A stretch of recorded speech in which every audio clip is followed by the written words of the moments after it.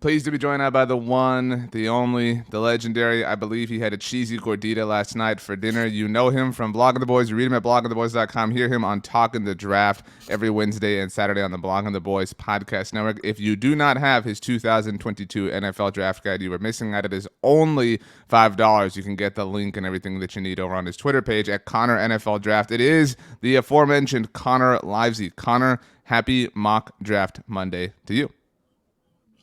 So we're giving away a few too from a generous donation of this one guy named RJ. So look, I mean what I say. Like, I'm not just sitting here and like lying to people. Like, I think Connor outworks just about everybody else in the draft business. I think he does a great job. What are we talking? Is this like MS Paint that you use, or like what goes into the Google Slides, baby? Google Slides. There's a lot of, and it could be a lot of tedious work when you do stuff like this. Like, you got to get the color schemes right, the school logos. You got to position everything. I'm sure you have spent many a night, just kind of tweaking with the formatting of this project, let alone the actual content, which is what it's worth for on its own. The first year I did it on all Excel and had to convert everything and put it into Google Slides afterwards. And it took probably a total of 18 hours to figure out how to like get all the boxes lined up. And I was like, screw this, man. Because I would transfer like actual handwritten notes to Excel. I was like, why wouldn't I just have Google Slides, something that I always have access to? I don't have to worry about saving anything because it was just such a good transition to Google Slides. But right on. Yeah, I will say appreciate your donation, and if you haven't got one yet, you want one, I'll probably post something this morning, which by the time this comes out, I'll probably already be running. So just check my Twitter account, and we'll be giving some away. For sure. I will say I arrived at Google Docs in general later in life than most. Like, when I was in college, people would say like, oh yeah, like I sent you a Google Doc, and I was like, this is stupid. Like, just, open Microsoft Word, save the file, email me that. Like, I didn't understand it all. I was late to that party. This is our final mock draft, Connor, for this draft season. Of course, the 2022 NFL Draft begins on Thursday evening. Connor will be part of our live coverage. We'll be streaming live here on the Blogging the Boys YouTube channel. We'll also be streaming on the Blogging the Boys Facebook page, and Connor, I don't think you even knew this, the Blogging the Boys Twitch channel. You can see his bright, shining, beautiful face breaking down everybody that obviously is selected, and of course who the Dallas Cowboys happen to take, which is why we're here today. A mock draft for the Cowboys. Connor insisted that we use PFF's simulator for our final exercise. Are you ready to roll, Connor? Or do you want to adjust the advanced settings like we did last time?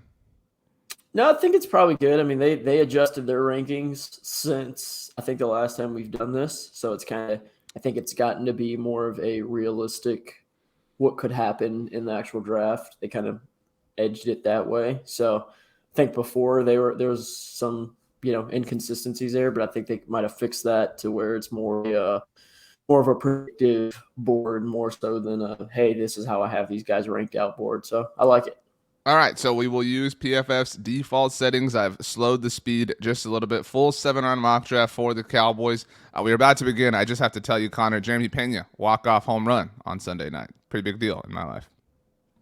I'm happy for you. Thank you, Connor. Thank you. All right, let's go ahead and begin. I have decided on Kenyon Green as my preferred result from Thursday night. If I have to put all my chips in one basket, that's where I want to go. I'm telling you that ahead of time for no particular reason. We're about to start the draft, and Aiden Hutchinson could go number 1 overall. For anyone who cares, I'll be speaking to him on the SB Nation NFL show this week. That is a podcast that we have at SB Nation. The video should be available on the SB Nation NFL YouTube channel as well, but just so everybody is aware. Connor, let's begin.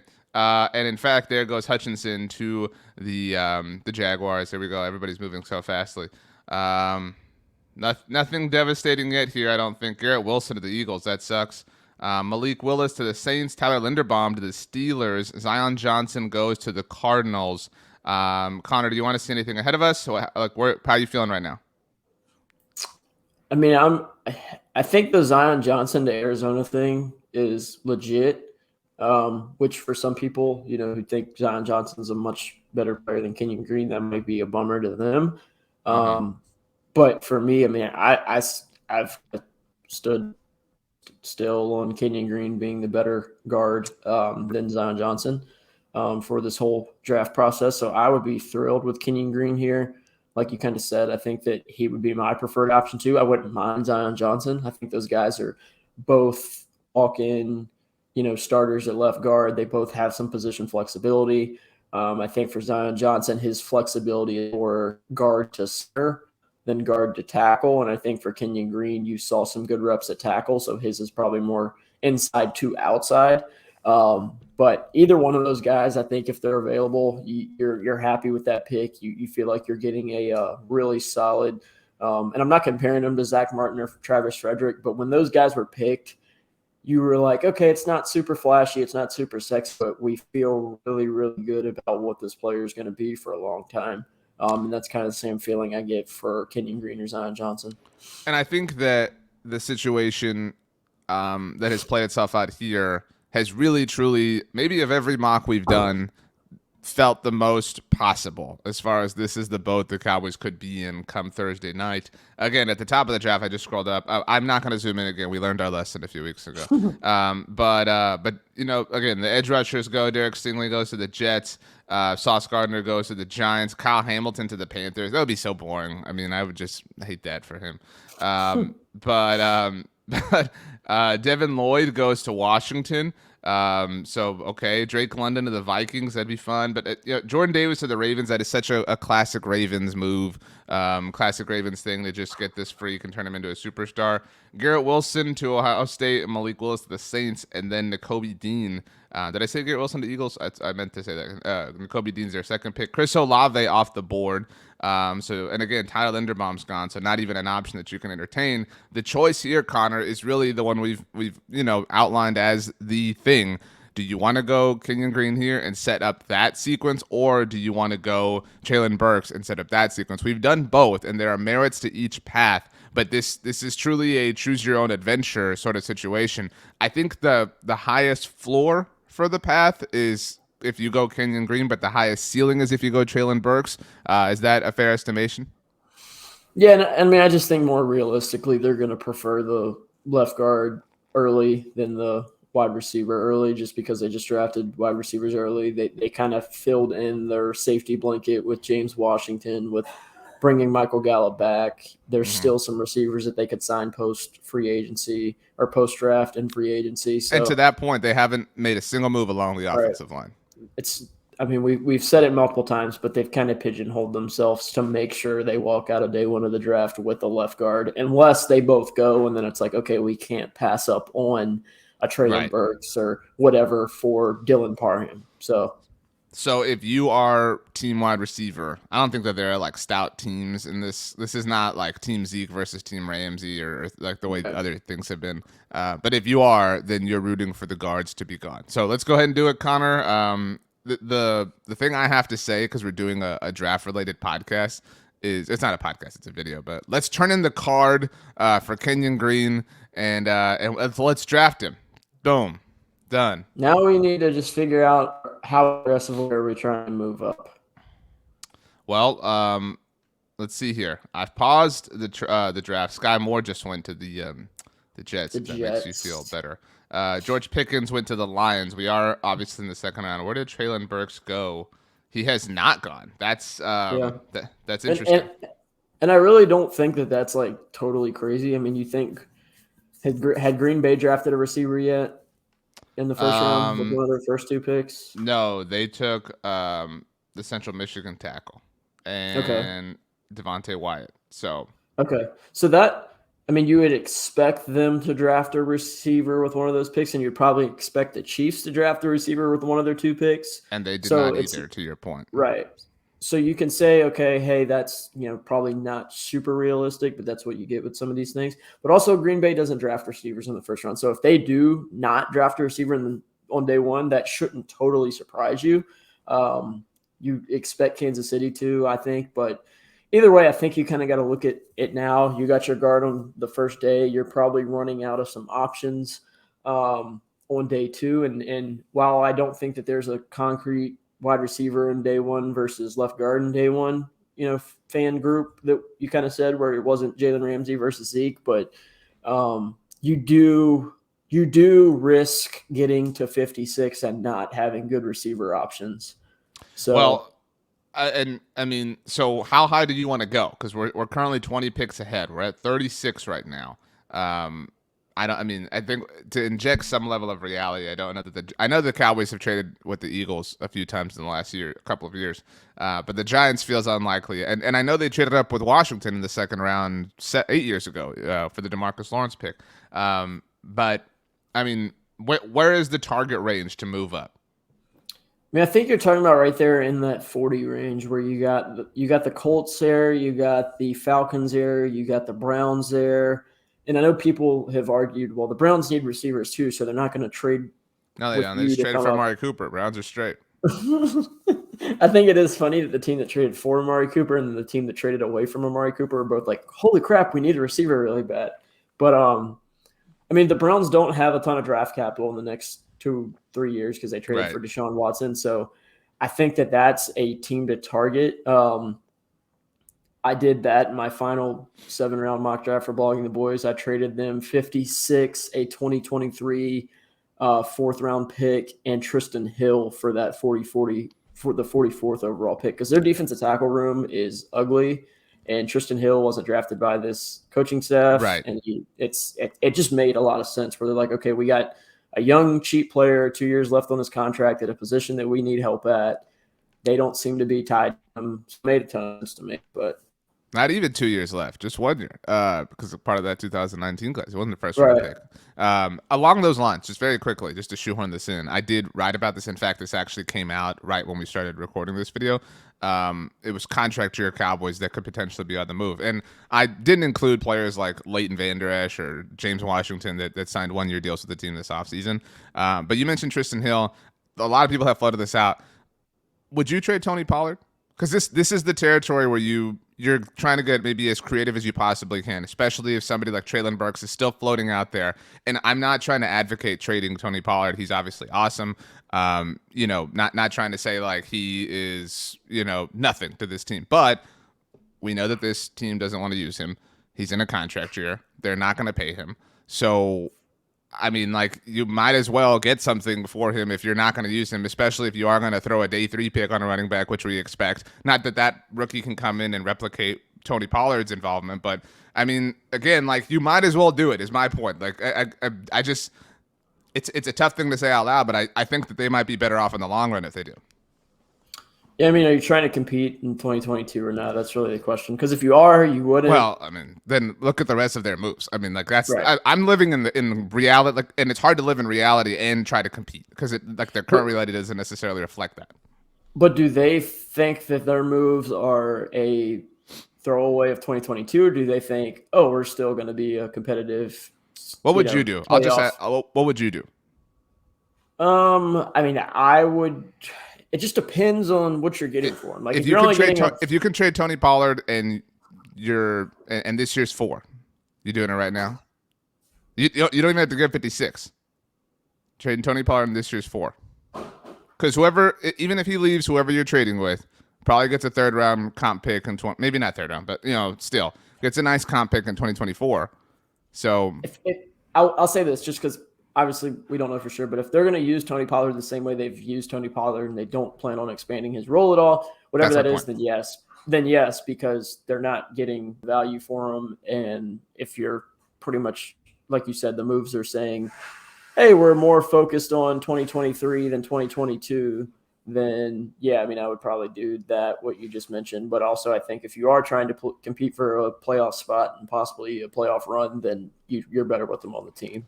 I didn't mean to take us off on a tangent, but you mentioned, and people can read your full mock at bloggingtheboys.com, and you and Mark Schofield discussed it on last week's episode of Talking the Drafts. They can listen to it as well.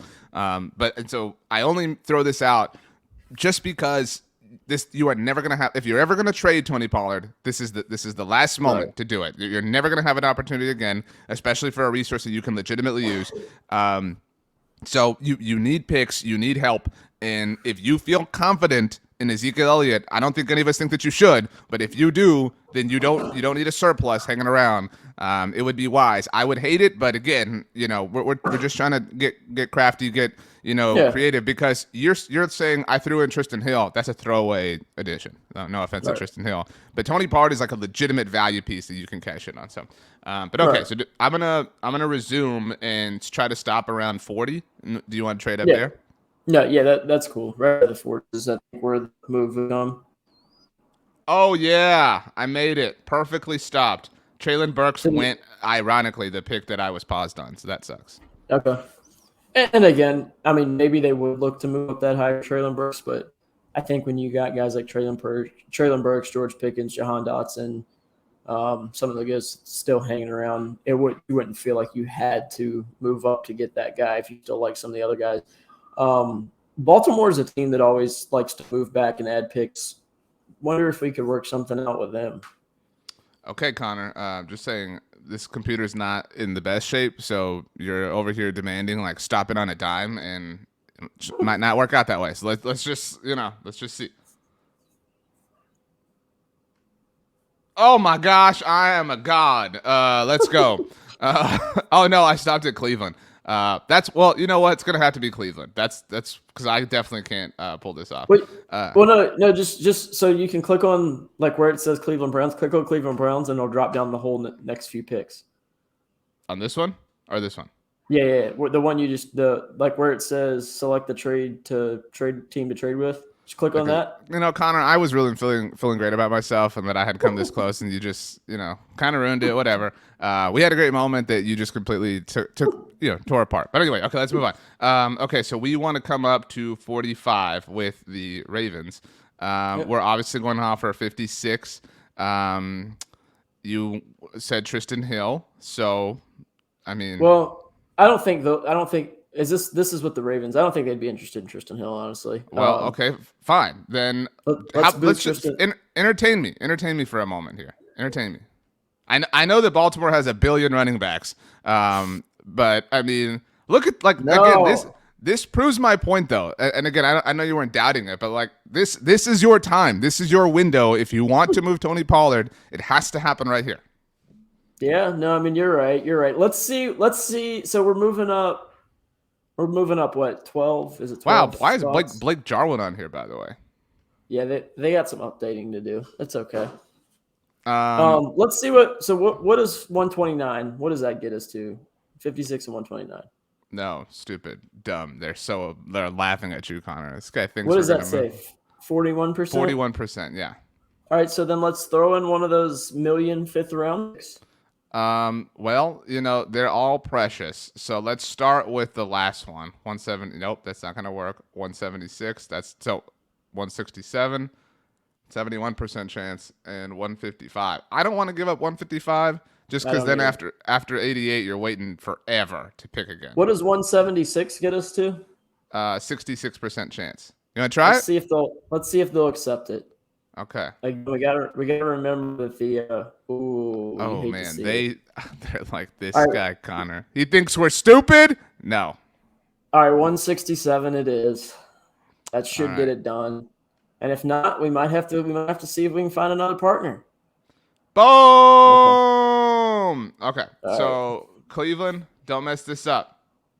All right, Jalen Petrie goes to the Browns. All right, cool. We want our wide receiver. This is what we're here for. Yeah, we have good options. We have Pickens. Or did Pickens go? No, Pickens is gone. Oh my goodness. Okay, I didn't know Pickens had went, but that's fine. Yeah, he went at the top, he went before Traylon Burks, I believe. Yeah, he went to the Lions at 34. There was a 3 receiver run: Pickens, Moore, and then Burks. So so the options here are Johann Dodson, Jalen Tolbert, but we've said a billion times we're not going to go small school. Right. But this Connor, and we've traded up. This is the risk. This is the classic Dallas Cowboys second round pick. We actually truly got a first round wide receiver in John Mechie. Right. Yeah, I mean, for me, which we don't know for sure, they haven't really met with any of this group of guys. All the guys they met with were the first round group of receivers. But I mean, I don't know why they wouldn't be in love with Johann Dodson. I mean, he's an undersized version of what I think Amari Cooper is, where he's Chris Olave just in a lighter version. He's more of a slot than Chris Olave is, just because of his size, but he's a slender frame, really good route runner, explosive with the ball in the air. He's a guy that you can play outside if need be, which that's kind of what we talked about. Like, we want to have a guy that can play outside, but we need that inside presence that can come in, be a starting caliber slot, because James Washington isn't that. Michael Gallup isn't that. CeeDee Lamb can do those things, but he seemed to have more success on the outside according to the metrics, even though I do like him in the slot a little bit more. So for me, I would trade up here, 45, get Johann Dodson, get a walk-in starter as your slot receiver, a guy that can add some I have a play slot strength. receiver, Connor. Huh? I have a slot receiver on my Cowboys. I've The got guy you just tried to trade? I'm saying I have. I would love that, honestly. I mean, that would make me happy. That would really change the game here. But no, let CeeDee Lamb play in the slot. But you're right. I mean, like, I'm not trying to like ignore everything that you said. But like, again, that's you can't quite kill two birds with one stone there. But I do. Johann Dodson's going to be the pick. But I do think that this is like, if we have a lot of draft content, and I mean, like, we have a lot coming out, but I'm saying, like, as a society, we have a lot of draft content to like survive through over the next few days, and we're gonna get the like bold predictions for the draft. This is, for anyone who's unaware, maybe you're a newer football fan, this is the risk category for the Dallas Cowboys. Second rounders, where the Cowboys love Carter. You know this better than anybody. They love to feel like they got another first rounder in the second round, and you can play that game for the last decade. In 2014, it was DeMarcus Lawrence, who had I don't think he was suspended at Boise State. Well, I know he had issues at Boise, but still, so like, that was why his value was attainable, and they had to trade up at the top of the second round. 2015, they were able to get Randy Gregory, and the consent. All the word was he would have been a top 5 pick if not for the combine issues and everything like that. 2016, Jalen Smith. Oh man, this guy would have been a top 5 pick if not for the injury. Chidobe Awuzie didn't really have that vibe. Neither did Connor Williams, and certainly not Tristan Hill. But in 2020, Trayvon Diggs, a lot of people thought, oh, he's going to go in the first round. The Cowboys were able to get that value there. 2021, Kelvin Joseph, if not for the character concerns, he would have been a first-round pick. We got that value. John Mechie, I think, is like, that's in their minds. That's like, if not for the injury, he would have been one of these, like the circumstances would have been very different. But I would feel more comfortable with Johann Dodson just because of the state of the team this season, as we've discussed many times.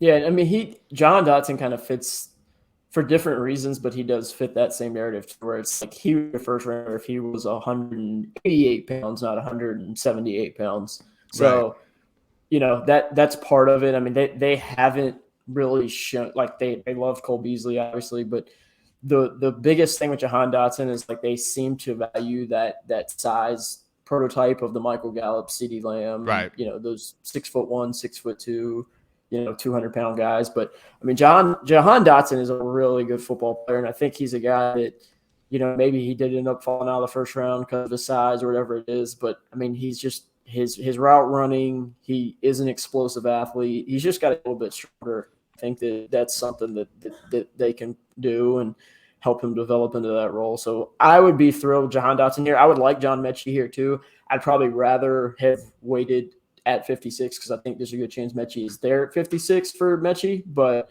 for, if I'm moving up to get a sure thing, I think Johann Dodson is the guy here. Done. Boom. Micah Parsons is tweeting out like all the fun stuff, etc. Good times right now. Trey McBride went to the Packers, by the way. I think John Mechie just went to the Packers as well. They did that. Did you say the Packers or the Patriots for Trey McBride? I think the Packers. I'm about to scroll up. Okay. That makes sense. No, that makes sense. He went to the Patriots the other night, and me and Mark Schofield's draft, and Mark was like, now we have 7 tight ends. Okay. Hang on. Just to catch up here. Let's see here. John Mechie went to the Packers. I think I said that. Trey McBride and John Mechie go to the Packers in the second round. That sucks. Okay. Kenneth Walker to the Bears. Breece Hall to the Commanders. That would be interesting. I thought the Bryce Love pick was going to work out. Like, I really was, I took the cheese. But anyway, so Trey McBride's gone. I have to sneeze so badly. Desmond Ritter to the Ravens with what was 56. So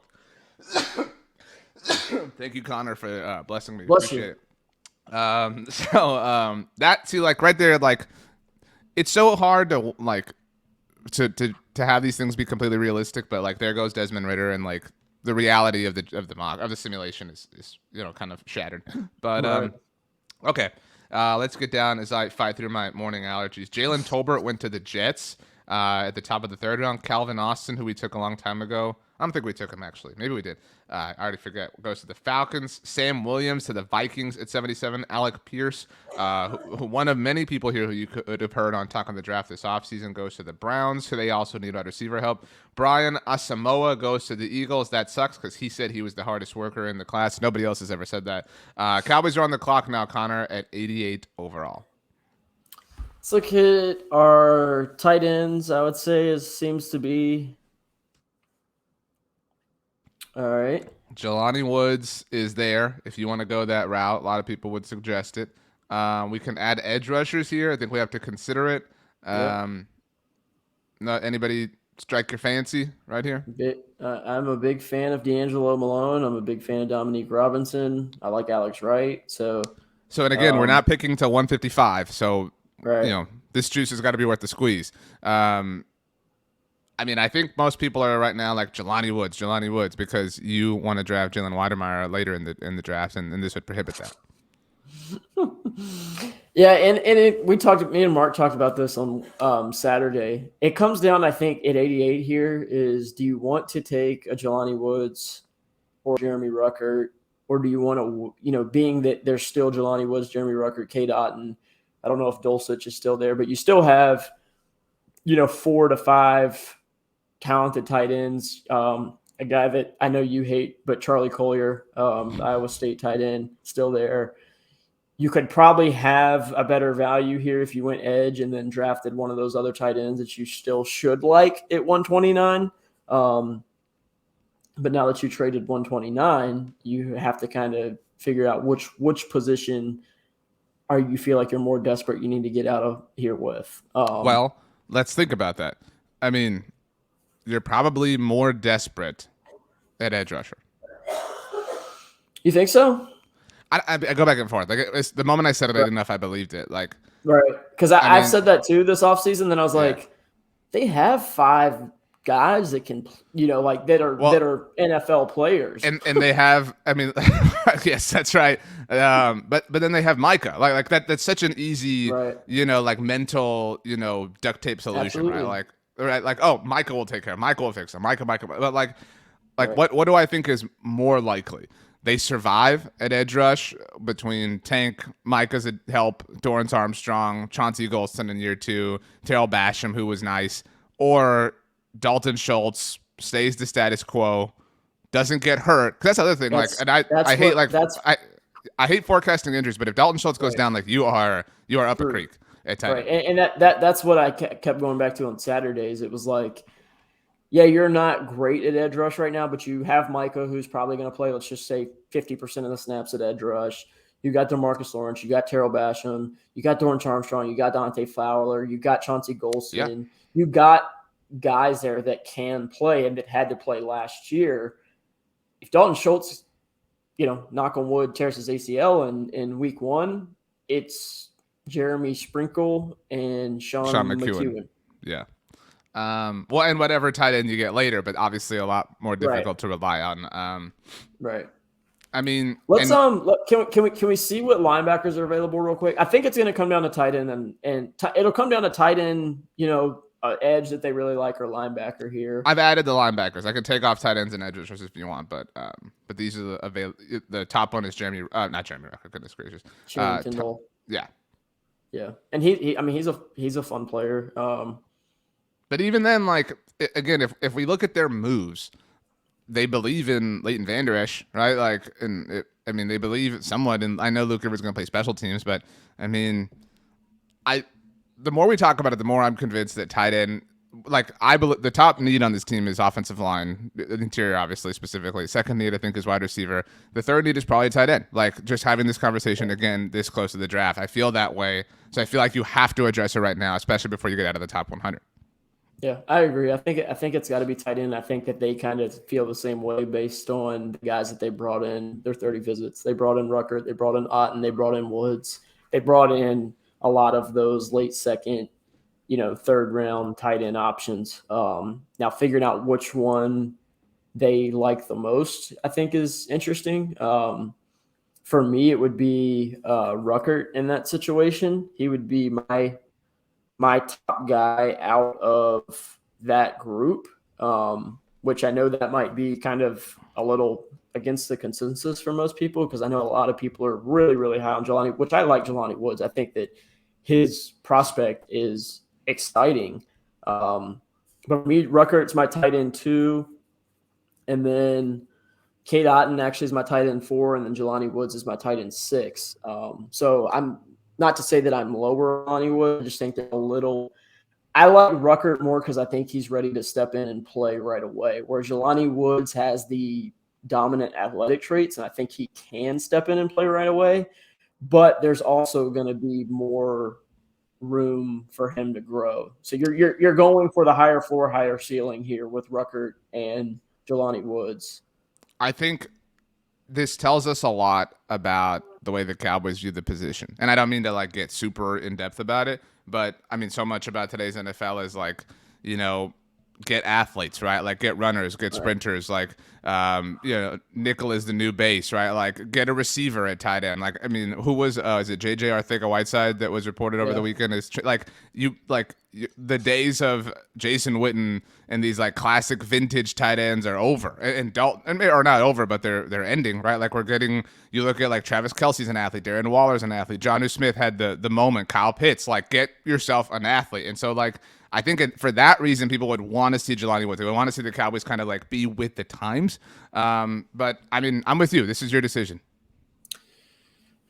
And again, it's tough because they're very closely graded on PFF's board. They're pretty closely graded on my board as well.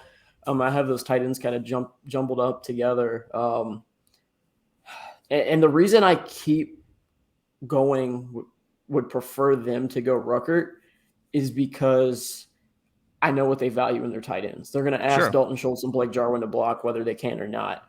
Jeremy Ruckert, even though Jelani Woods played at Oklahoma State as a blocking tight end, in my opinion, is the best blocking tight end in this class. One of, if not the best blocking tight ends in this class. And he's a really good receiver. He's big, he's strong, he's physical. He didn't test this offseason because of the foot injury he's had. So you're like I said, they could go either direction and I'd be happy. I think for their offense, Jeremy Ruckert makes more sense because of the 12 personnel, because of what they're going to ask him to do in the blocking game. But I would be thrilled with Jelani Woods. I would be thrilled with Jeremy Ruckert. It would be, you feel like you're getting a really good player with either one of those guys. So for that, I'll let you decide, RJ. Well, again, I don't want to make this like existential and say like this proves that they believe their way of thinking. And I'm not like down on Jeremy Ruckert. I'm just, like you said, like you saying 12 personnel is such a depressing thing. Like, you know what I mean? Like just stop, like stop use, you know what I mean? And so, but I think, and we'll see, like their cards are never more exposed than they are during the draft. That's when we learn arguably the most about their philosophical way of thinking. But based on what we know now, and this is our final mock, I think we have to play it as close as we can to the way they operate. And again, Jeremy Ruckert's a fine pick, fine player. So let's go ahead and do that. Plus, we've already taken Jelani Woods. I said to Connor, we haven't taken Ruckert yet. Oh, did we? That's what I'm saying. We've taken Jelani. Let's take Jeremy Ruckert. Yeah, so, right. But I definitely told Connor before. I might have already said it while we were recording that we were going to try to make this shorter. We did expand a lot on the top 100 picks, so we'll try to fly through the rest of them. So there goes Jeremy Ruckert. So top 3 picks. I think we got to feel pretty good about ourselves, Connor. We've addressed the offense in spades. Gotten arguably 3 starters. You just got 3. You could have 3 starters right now this year on your offense with your top 100 picks. Yeah, no, definitely. I mean, I think you definitely did. And I mean, I think, like I said, the thing between the Jelani Woods and Jeremy Ruckert thing is Jelani Woods might have that, higher upside there, but I think both of those guys have tight end 1 traits. They have tight end 1 skill sets. So I just feel like Jeremy Ruckert is the safer pick, even though I do really like Jelani Woods. I mean, he's a 6'7", 260-pound, fast, easy mover. I mean, he's not as good as an athlete as I think the numbers might say, but still a guy that I like a lot. And he will be our final guest on Talking the Draft. We are Look recording at with him. that. He'll This be our guy. last guy. So here we are at one. Everybody can hear that on Wednesday. You can get the Blog of the Boys podcast wherever you subscribe to podcasts. Isaiah Thomas, the top edge rusher available, a previous Talk on the Draft guest. Connor, I think we have to address the edge rush position just because we haven't yet. I mean, we are in the 5th round. We have 3 picks to play with, but I don't think anybody's going to feel great. You're not necessarily getting like a bona fide starter. You're drafting for traits right now. I mean, again, I said we were going to move fast, and this happened to be kind of convenient, but I think that is the play here. Yep. I mean, you're drafting traits, and he's 6 foot, just almost 6'6". He's 260 pounds. He runs fast. He moves easy. He led Oklahoma in sacks over the last 2 years, and that's with guys like Nick Bonito and Perion Winfrey and guys like that on the team. So he shows pass rush potential. He's a good run defender. He's just a solid overall player. I think he probably ends up going, higher than this. But if he's available, it right here at 155, I just think it's a slam dunk. I think, and we know that they have interest in him. They sent Leon Lett down to Oklahoma to work him out. There's been a lot of conversation between the two parties, so we're trying to do what we think they might end up doing, and that one makes a ton of sense. Done. Okay, so picking twice over the next 3 selections here, Connor. Isaiah Thomas, the newest Cowboy, of course. We've addressed every position of need on the offensive side of the ball except for tackle depth, but again, that's not necessarily expected to be something that they use a top 100 pick on. We could draft a tackle here. We could throw our 6th round pick at 1. Still in need of a linebacker. Now that we've addressed edge rush. I'm sorry, I didn't mean to click that. Let's get the linebackers on the board here. I'm being so careful. I don't want to accidentally move back. Well, my computer is the one where, like, if you use 2 fingers to move back, like, so if you're trying to scroll down, it's a scary proposition. Any linebacker here that make you feel good? I like DeMarco Jackson the most. I like Micah McFadden a lot too, the Indiana linebacker. Jack Sanborn's fun. I think between those top 3 guys, you'd be happy with where you drafted them. I know they used to be really high on DeMarco Jackson. I mean, I think at one point he was like inside their top 140. He is right around that range for me. I know they have him at 234 now, which is interesting how a guy can move 100+ picks. But I mean, DeMarco Jackson he's a good athlete. He's undersized, but I mean, he plays physical. He plays with some downhill aggressiveness. I would be a big fan of DeMarco Jackson here. I think he's a really good special teams player too, which we know they value in their later round picks. Micah McFadden, just to mention, the Cowboys have gone to that well before. Was it Chris Covington? I believe. Yeah, he was an Indiana guy. Right. Not that that means anything, but okay, you sold me, DeMarco. It's been a while since we had a DeMarco hanging out here, so DeMarco Jackson it is. I don't know if they've ever drafted an Appalachian State player off the top of my head. Otito goes. That's what? Linebacker U too, man. Appalachian State puts some linebackers in the NFL. It's also NFL draft analyst extraordinary you. Look at Daniel Jeremiah. But Otito goes the pick in between, Connor. So our last 5th round selection here. We could look at tackle. We could look at running back. We've talked about that many times. I think we took Zaquandre White during one mock. Hassan Haskins is still there. Maybe we could grab him with that final pick. Is there another position you would like to look at? We could double dip at wide receiver. I think you're looking at your right here. You're looking at your running backs. You're possibly looking, if you're trying to predict what they do. I mean, they brought in Joshua Ezeudu, the North Carolina offensive lineman, on a 30 visit. He's a guy that has been projected to go, second, third, late day 2, early day 3. So this is a little late for him. But for me, I mean, Ezeudu is a guy I keep going back to in the mock drafts that I do, because I know they brought him in for a visit.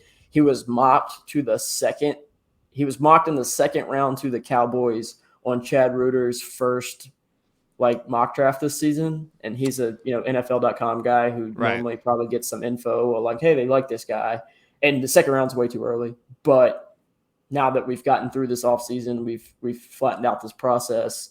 He's available at the end of the fifth. They brought him in on a 30 visit. He's been mocked to them early before, so you've heard some rumors that they like him. He has guard tackle versatility. He's played tackle and guard at North Carolina. That makes a lot of sense too. But I think it's between your offensive line depth and running back here. I think then they probably lean here offensive line, especially like again reading the tea leaves that you mentioned. I don't know. I'm interested to see if we want to draft a running back at 193 then. But this pick makes a lot of sense. They've doubled down along the offensive line. They're prepared for the future. Low key, like underrated storyline. This is a contract year for Terrence Steele. He's another player in that boat. So Cowboys are going to need some options next year. So I think you're right. I think that makes the most sense for them. Here we are at 193, Connor. Zaquandre White is still there. If we want to go that route, do you want to see the wide receivers? Do you want to see? We've addressed offensive line and even gotten some tackle help. We've gotten a starting receiver, gotten a starting tight end. We have addressed the edge rush position. We have drafted a linebacker. I do think this comes down to running back or again receiver. I mean, that's my own personal read on it, though. Yeah. Let's look at the running backs again. You didn't say please, but that's please. Fine. Here are the running backs. So Hassan Haskins still hanging out. One of my favorite interviews that you did on Talking the Draft.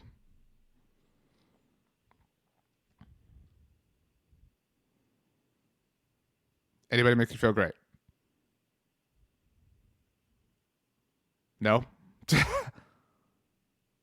I don't know if you're still there, Connor. I don't know. You're not. Your audio is not hanging out or something. So this was disastrous. I think Connor's gone. I'm texting him to make sure he's let's see here. He froze. He's coming back. I have a text from Connor, so everybody's fully aware. Hold on, I froze. I'm coming back. Okay, cool. I knew there's something off. But so while Connor works Connor, you're back. I'm back. Okay.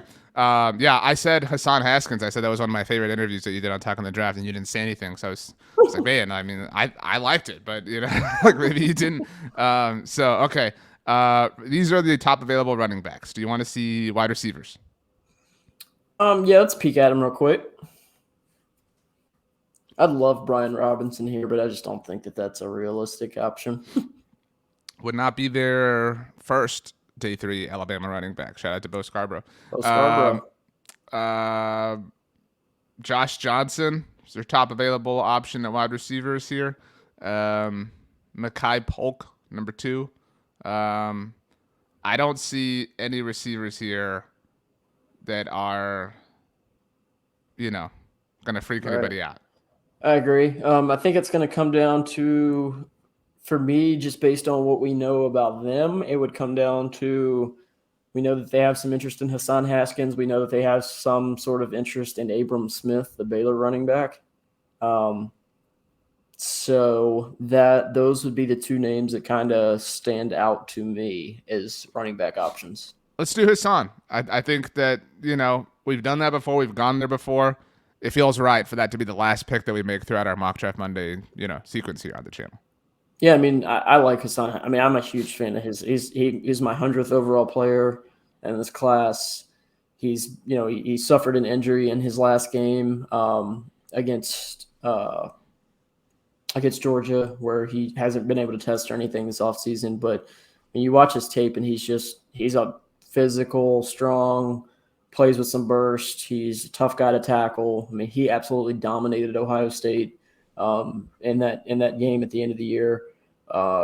It's just he brings a lot of the same elements that Ezekiel Elliott brings to the table, and you got him in the 6th round. So I think that if you're trying to look for a guy who could develop into a starting running back, that would be your guy. And I like Rico Dowdle a lot too. I think we're kind of like skipping over him, but he showed a lot of good things last year in preseason, and he showed a lot of good things in training camp over the years. He's never really gotten an opportunity in the regular season, but I think that could be a guy that we're not really talking about that they could see given some opportunities to for 2023.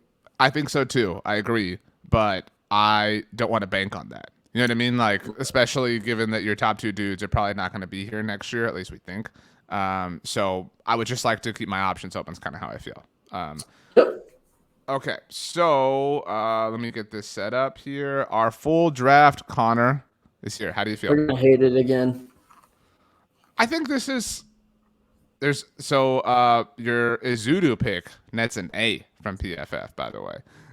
So look at you. Your DeMarco Jackson pick that you were all about nets an F. Hassan Haskins a B minus that late. Nothing that really, PFF is impressed by in the top 100, unfortunately. But I do think that, like, if this is the draft for the Cowboys 5 days from now, at least at the time of this recording, like Cowboys fans, we have to feel better. Like they have. I don't think that they have, pulled off like this grand heist to where they could say, "Ha! Told you, everybody, you were doubting us all off season. Look at what we did." But I do think that they have addressed a lot of needs at the very least. Yeah, and people always kill me for being like negative on the Cowboys and not liking anything they do. If this was their draft, and I didn't do this draft because I liked it, I did it because we know they like Kenyon Green. We know they have a needed left guard. We know they need a receiver. They haven't really been tied to Johann Dodson, but I think that he's a guy that they will like because of the sort of way he plays. A lot of similarities to Amari Cooper. He's just not expensive, and he's not the guy that might be difficult in the locker room or whatever they're trying to make it seem like. Jeremy Ruckert is a 30 visit guy. Know they like him. So just to give you an idea, Kenyon Green is my 11th ranked player. Johann Dodson is my. You can do this. I can do it. I'm counting. Johann Dodson is my 37th ranked player. Jeremy Ruckert is my 67th ranked player. And then Isaiah Thomas is my 232nd ranked player. So all great values in the first 4 rounds. They had to trade up, so you have to factor that in for Johann Dodson. But I mean, you got to feel good. You got to feel like this again was successful. Yeah, and like I said, I mean, Isaiah Thomas ranked high. DeMarco Jackson's a guy that I have ranked high. Hassan Haskins. I mean, I would be absolutely thrilled with draft. Well, overall draft grade, it would be an A for me. Well, then as soon as the draft is over, Connor will have grades. By the way, as soon as the draft is over, we will have our undrafted free agency live show. Connor's one of the only people that will know all the names on there, so you want to be hanging out with us here on the channel. Please do subscribe to the Blog and the Boys YouTube channel. Follow Connor on Twitter at Connor NFL Draft. Get his draft guide, only $5. He's even given some away, as mentioned. Very, very, very worth it. It's going to be a fun week, Connor. People are going to see your face a lot. So why don't you tell them a fun fact about yourself before we get going? Fun fact about myself is I'm not very fun. I really don't have any fun facts. I don't believe that. I tried to catch fish yesterday and it didn't go very well. So the fun fact is I enjoyed a fish. Connor is big in the fish and hunting game. So he's got a lot of camo stuff. Who's that one YouTuber that Michael Gallup hung out with? You know who I'm talking about? He's like a big hunting YouTube person. Michael Gallup spent the day with him. Like they were riding 4-wheelers and stuff. What? Yeah, it's a few years ago at this point, but I didn't know about that. I don't remember what his name is, but I honestly don't know if he's a hunter. But it was like a ranch sort of area. There was all sorts of fishing and hunting equipment, and he seemed to be a very popular sort of YouTuber. I'm gonna look that up today.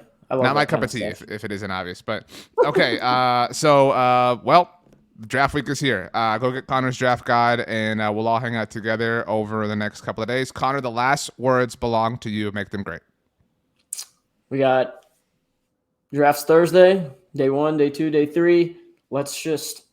This draft reminds me a lot of the CeeDee Lamb draft class, where you feel like you got great value at receiver, you got great value in the second round at corner, you got great value in the third round, and just let's try to follow that up, because even though we got Micah Parsons last year, we drafted Micah Parsons, nobody was absolutely thrilled with that pick at the time. It turned out great. We might have crushed him a little bit after the draft. So why did you draft an off the ball linebacker in the top 15? the second time in a few years you've had a really valuable pick and you draft a running back and then you draft a linebacker. Well, they brought in Dan Quinn. They developed their thought process. They used him to maximize his potential. But even after that, it was, a lot of, okay, this is fine, but we didn't feel like we hit a home run. You need a home run this year. So let's go. Let's draft, your CeeDee Lambs, your Trayvon Diggses, your Neville Gallimores. Like, let's have another one of those draft classes where we're leaving the draft and being like, all right, we're back in the driver's seat. So you want to leave the draft with a home run, kind of a walk-off home run, kind of like Jeremy Pena. So, all right. But we don't want any cheating going on. Thanks for joining us, everybody. We'll see you next time.